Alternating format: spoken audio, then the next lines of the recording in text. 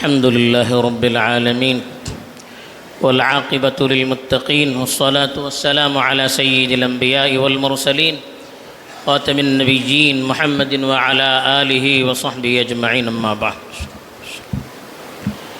میرے دینی اور ایمانی بھائیوں، بزرگوں اور دوستوں، نکاح یہ اسلام کی ایک اہم عبادت ہے اور اللہ کی اطاعت میں سے ایک اہم اطاعت ہے، یعنی نکاح شریعت کی ایک اہم اور مقدس عبادت ہے جس کے ذریعے سے ہم اللہ کے حکم کو بجا لاتے ہیں۔ رسول اللہ صلی اللہ علیہ وسلم کی ایک سنت ہے، بلکہ تمام انبیاء کی سنت ہے، تو ایک سنت کو ہم بجا لاتے ہیں اور نکاح کو اسلام نے رواج دیا، اس کی ترغیب دی، کہا وَأَنكِحُوا الْأَيَامَ مِنْكُمْ وَالصَّالِحِينَ مِنْ عِبَادِكُمْ وَإِمَائِكُمْ، کہ تم اپنے نوجوانوں کی شادی کرو اور تمہاری نیک باندیا اور غلام ہیں ان کی بھی شادی کرو، نکاح کرو۔ وجہ کیا ہے؟ کیوں اسلام نے اتنی ترغیب دی؟ اس کی وجہ یہ ہے کہ اس کے ذریعے سے معاشرے کی حفاظت ہوتی ہے۔ کس سے حفاظت ہوتی ہے؟ بے حیائی سے حفاظت ہوتی ہے، بدکاری سے حفاظت ہوتی ہے، غلط کاموں سے حفاظت ہوتی ہے۔ اسی لیے اللہ کے رسول صلی اللہ علیہ وسلم جو نفسیات کے بھی ماہر تھے، وہ نوجوانوں کو خطاب کر کے کہا کرتے تھے کہ یا معشر النساء، یا معشر الشباب، کہ نوجوانوں من استطاع منکم الباءۃ فلیتزوج، کہ تم میں سے جس کے اندر نکاح کی خواہش ہے، نکاح کی طلب ہے، اس کو نکاح کرنا چاہیے۔ وجہ کیا ہے؟ فإنہ اغض للبصر وأحسن للفرج، اس کی حکمت بتائی کہ اس کے ذریعے سے نگاہ جھکتی ہے اور شرمگاہ کی حفاظت ہوتی ہے، یعنی انسان کے اندر فطری جذبات ہوتے ہیں، خواہشات ہوتے ہیں، انسانی خواہشات ہوتی ہے، نوجوان ہوتا ہے، دل میں خواہشات ابھرتی ہے تو نگاہیں پھر ادھر ادھر ٹٹولنے لگتی ہے، نامحرم کی طرف نگاہیں اٹھنے لگتی ہے، اور پھر یہی نگاہیں آخر میں بدکاری پر آمادہ کرتی ہے۔ تو رسول اللہ صلی اللہ علیہ وسلم نے فرمایا کہ جب آپ اپنے نوجوانوں کا ان کی اس عمر میں نکاح کرائیں گے جس عمر میں ان کے جذبات امڑتے ہیں، جس عمر میں ان کے دل میں خواہشات اور جذبات پیدا ہوتے ہیں، جس عمر میں ان کے دلوں میں عورت کا جذبہ پیدا ہوتا ہے، اس عمر میں آپ اگر اپنے نوجوانوں کی شادی کروائیں گے تو اس سے ان کی نگاہیں جھک جائے گی۔ جب ان کی خواہشات پوری ہو گئی، ان کی نگاہوں کو لطف اندوز ہونے کے لیے، فائدہ اٹھانے کے لیے ان کی بیوی مل گئی، اب وہ دوسری جگہ دوسری عورت کی طرف نگاہ اٹھا کر نہیں دیکھیں گے۔ جب نگاہ کی حفاظت ہو جائے گی تو پھر شرمگاہ کی بھی حفاظت ہو جائے گی۔ تو معاشرے کو بدکاری سے بچانے کے لیے، نوجوانوں کے اخلاق اور ان کی حیا کی حفاظت کے لیے رسول اللہ صلی اللہ علیہ وسلم ترغیب دیا کرتے تھے نوجوانوں کو کہ جب تمہاری عمر اس لیول تک پہنچ جائے کہ آپ کے دل کے اندر اب جذبات پیدا ہونے لگے، اب خواہشات پیدا ہونے لگے، اب تم کو نکاح کرنا چاہیے۔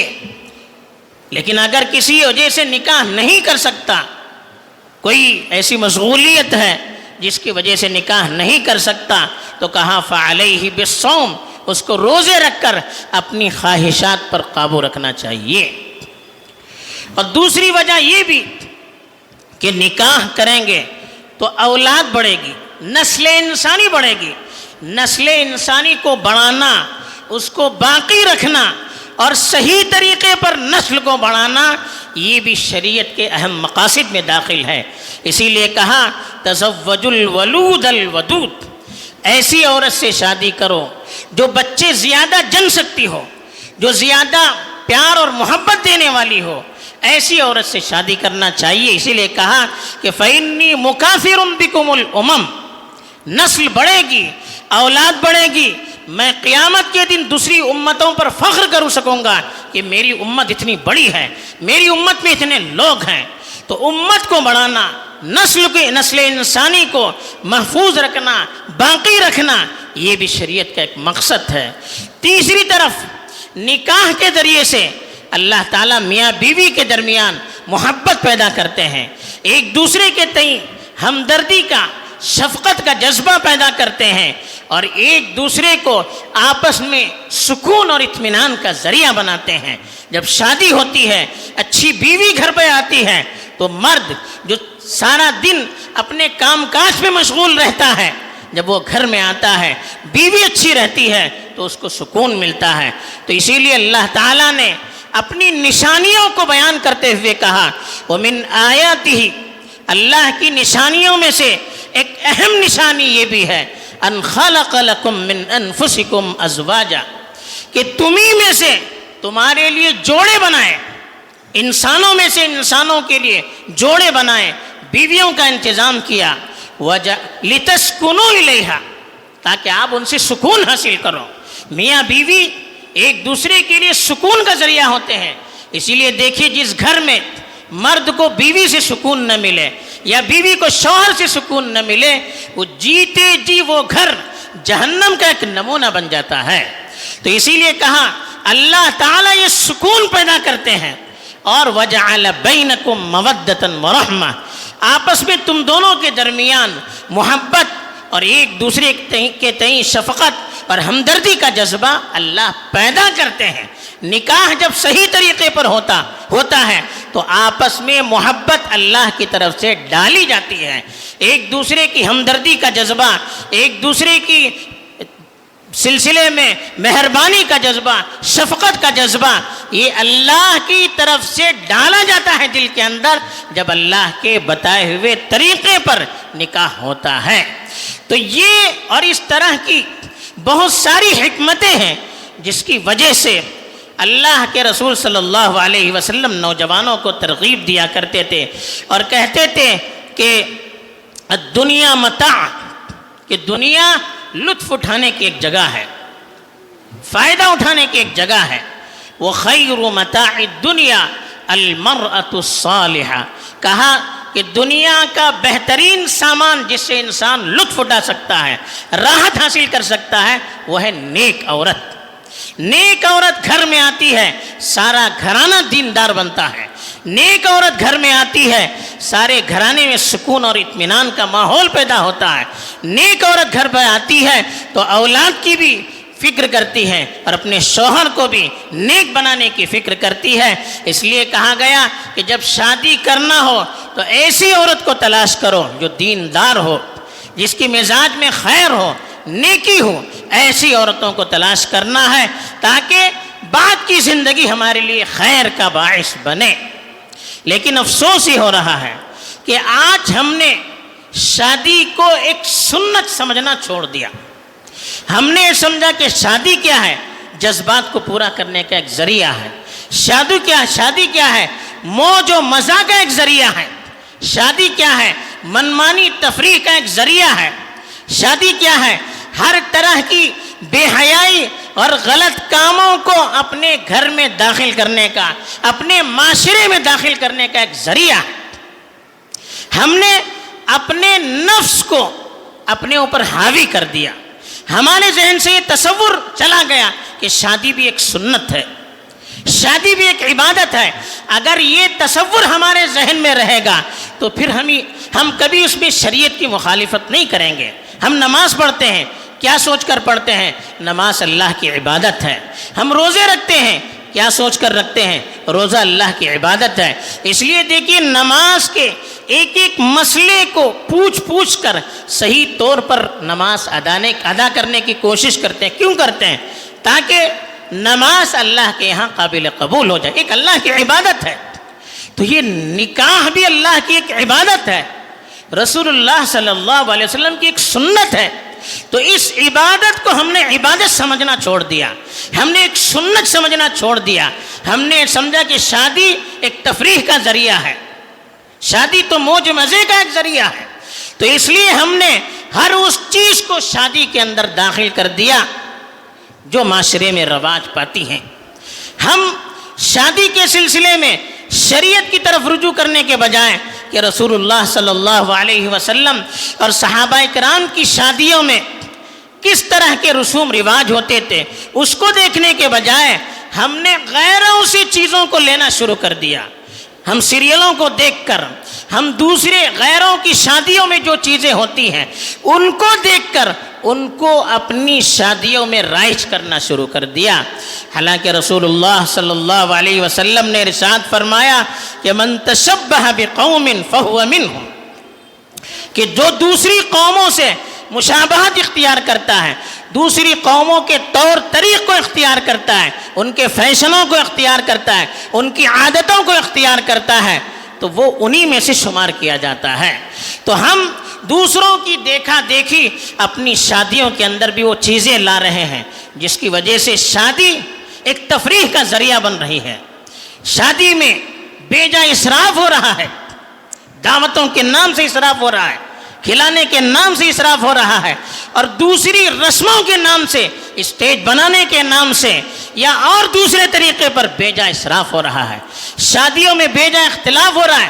ہم سمجھتے ہیں یہ غلط تصور معاشرے میں عام ہو رہا ہے کہ گویا شادی میں کوئی پردہ وغیرہ نہیں ہے، بے جا محرم غیر محرم آپس میں ایک دوسرے سے ملتے ہیں، گھر میں ہر کوئی آ رہا ہے، حال میں ہر کوئی آ رہا ہے، ہر ایک سمجھتا ہے کہ دلہن کو دیکھنا گویا کہ ایک شادی کی سنت ہے، حالانکہ نامحرم نہیں دیکھ سکتا، اور ایسی جہاں عورتیں رہتی ہیں وہاں بے جھجک نامحرم مرد داخل ہو جاتے ہیں، حالانکہ یہ جائز نہیں ہے۔ شادی میں بھی وہی شریعت کے احکام ہیں جو شادی کے باہر ہیں، دوسرے موقعوں پر بھی ہیں۔ ایسے ہی مہندی کے نام سے اور ہلدی کے نام سے ایسی غلط رسومات جو ہمارے معاشرے میں کبھی نہیں رہی تھی، آج اس کو بھی دوسروں کی دیکھا دیکھی ہم اپنے گھروں میں رائج کر رہے ہیں۔ ایسے ہی دوسرے جو کرسچنوں کی چیزیں ہیں، اسٹیج بنانے میں یا پہلی رات میں دلہن کے کمروں کو سجانے میں، کیک وغیرہ کاٹنے میں، یہ اسلامی شعار نہیں ہے، یہ اسلامی عادتیں نہیں ہیں، یہ غیر مسلموں کی عادتیں ہیں، یہ ان لوگوں کی عادتیں ہیں جن کے طور طریق سے بچنے کی اللہ کے رسول صلی اللہ علیہ وسلم نے ہمیں تاکید کی کہ یہود و نصارہ کے طور طریقے سے بچیے۔ کہا لَتَتَبَّعُنَّ سُنَنَ مَنْ كَانَ قَبْلَكُمْ شِبْرًا بِشِبْرٍ، کہا کہ تم اپنے سے پچھلی قوموں کی ایک یعنی ہو بہو مشابہت اختیار کرو گے، کاپی کرو گے۔ سو صحابہ نے پوچھا کون ہے؟ یہود و نصارہ ہیں۔ کہا کہ ان کے علاوہ اور کون ہو سکتا ہے؟ آج اللہ کے رسول کے فرمان کو، آپ کی باتوں کو پسے پوچھ ڈال کر ہم دھڑا دھڑ غیروں کی رسموں کو، مشرکوں کی رسموں کو، یہودیوں کو رسموں کو، نصرانیوں کرسچنوں کی رسموں کو فلموں میں دیکھ کر، سیریلوں میں دیکھ کر، یا ان کی دوسرے علاقوں میں ان کی شادیوں میں جا جا کر ہم بھی اس کو اپنے گھروں میں لانے لگے ہیں۔ گویا اللہ کی ناراضگی کو ہم اپنے گھر میں اپنے ہاتھ سے کھینچ کر لا رہے ہیں۔ تو ایک عبادت کو جب ہم مذاق بنائیں گے، ایک سنت کو جب ہم اپنی خواہشات کے پورا کرنے کا ذریعہ بنائیں گے، ایک سنت کو جب ہم غیروں کی نحوست سے ہم اس کو بدنام کریں گے، اس کی بے ادبی اور گستاخی کریں گے، تو پھر کہاں سے گھر میں برکت آ سکتی ہے؟ پھر کہاں سے گھر میں سکون آ سکتا ہے؟ پھر کہاں سے اولاد مطیع اور فرما بردار ہو سکتی ہے؟ پھر کہاں سے اچھے اخلاق، اچھا کیریکٹر ہماری اولاد میں پیدا ہو سکتا ہے، ہمارے معاشرے میں پیدا ہو سکتا ہے؟ آج جگہ جگہ یہ شکایتیں ہو رہی ہے۔ آپ خالی ہندوستان کا نہیں، باہر کا بھی جائزہ لیجئے۔ آج کثرت سے خلا اور طلاق کے واقعات ہو رہے ہیں، افسوس کہ ہمارے یہاں بھی ہو رہے ہیں۔ وجہ اس کی کیا ہے؟ خلا کثرت سے ہو رہے ہیں، طلاق کثرت سے ہو رہے ہیں، اولاد کی نافرمانی اور بد اخلاقی کی، گستاخی کی شکایتیں عام ہیں۔ آخر کیوں ہو رہی ہے؟ اس کی وجہ یہی ہے کہ ہم نے ایک سنت کو مذاق بنا دیا، ہم نے ایک شریعت کی عبادت کو خرافات کا غیروں کے رسم و رواج کو جاری کرنے کا ایک ذریعہ بنایا، جب اللہ کو ناراض کر کے، رسول اللہ کی سنتوں کی مخالفت کر کے جب ہم اپنی شادیوں کو کریں گے، اپنے پروگرام ہم اللہ کے رسول کی مخالفت سے کریں گے، تو پھر کہاں سے برکت آ سکتی ہے؟ کہاں سے اللہ کی مدد اور نصرت آ سکتی ہے؟ کہاں سے ایسی شادیاں سکون اور راحت کا ذریعہ بن سکتی ہے؟ اللہ تعالیٰ نے صاف ارشاد فرمایا، فَلْيَحْذَرِ الَّذِينَ يُخَالِفُونَ عَنْ أَمْرِهِ، رسول اللہ کی طرف اشارہ کر کے کہا کہ ان کی مخالفت، ان کے احکام کی، ان کے آرڈر کی، ان کے سنتوں کی مخالفت کرنے والوں کو ڈرتے رہنا چاہیے، ان تصیبہم فتنہ، کہ کہیں وہ فتنے میں مبتلا نہ کیے جائیں، او یصیبہم عذاب علیم، یا اللہ کی طرف سے دردناک عذاب ان پر نہ آئے۔ تو یہی فتنہ ہے، آپسی انتشار فتنہ ہے، گھروں کا ٹوٹنا فتنہ ہے، سکون اور اطمینان کا غارت ہونا فتنہ ہے، اولاد کا نافرمان ہونا فتنہ ہے، معاشرے کا بگڑ جانا فتنہ ہے، بے حیائی کا عام ہونا فتنہ ہے، اور بے حیائی کو بے حیائی سمجھنے سے انکار کرنا یہ اس سے بڑھ کر فتنہ ہے۔ یہ ساری چیزیں اسی کا وبال ہے۔ پھر آخرت میں جو عذاب ملنے والا ہے اس کو اللہ نے خود کہا کہ عذاب علیم، دردناک عذاب ملنے والا ہے۔